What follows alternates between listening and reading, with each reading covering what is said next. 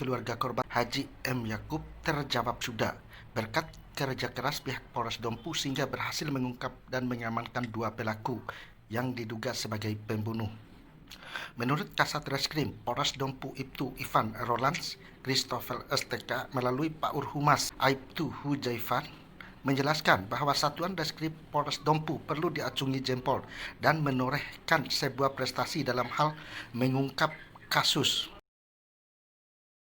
Kali ini dalam hal pengungkapan kasus pelaku kasus pembunuhan yang awalnya masih misteri dari penyebab kematian seorang laki-laki yaitu Haji Muhammad Yakub, umur 67 tahun, pekerjaan pensiunan PNS yang beralamat Dusun Wera, Desa Dorebara, Kecamatan Dompu, Kabupaten Dompu, yang diduga dilakukan oleh SHD 44 tahun dan ARS 50 tahun.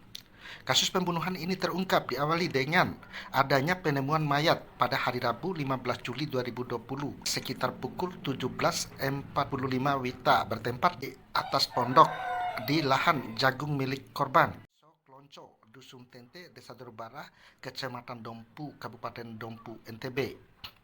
Menyikapi adanya laporan terkait kejadian tersebut, Kasat Reskrim Polres Dompu Ibtu Ivan Roland Christopher STK memerintahkan tim identifikasi dan penyidik pembantu untuk segera melakukan olah TKP dan melakukan pengecekan kondisi mayat serta melakukan pemeriksaan saksi-saksi.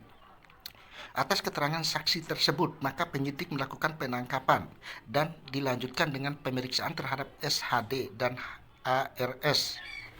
Di hadapan penyidik, SHD dan ARS mengakui semua perbuatannya dan membenarkan keterangan saksi.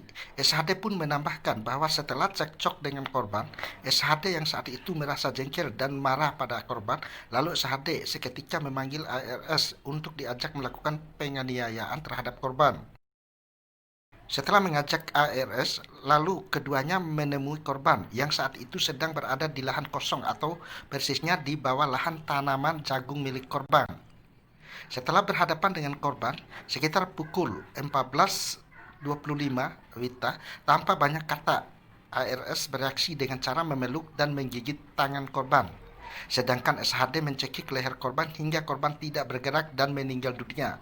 Setelah keduanya memastikan korban meninggal dunia, kemudian untuk menyembunyikan perbuatannya, SHD dan ARS mengangkat dan membopong mayat korban lalu dibawa kembali di atas pondok milik korban sendiri dengan maksud seolah-olah korban dalam posisi tertidur dan tidak mengalami sesuatu tindakan kekerasan.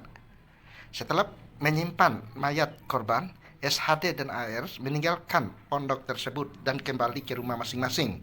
Akibat perbuatan kedua pelaku, SHD dan ARS telah ditahan di Mapolres Dompu dan dikenai dengan pasal 338, pasal 351 ayat 3 dengan ancaman penjara 15 sampai 20 tahun.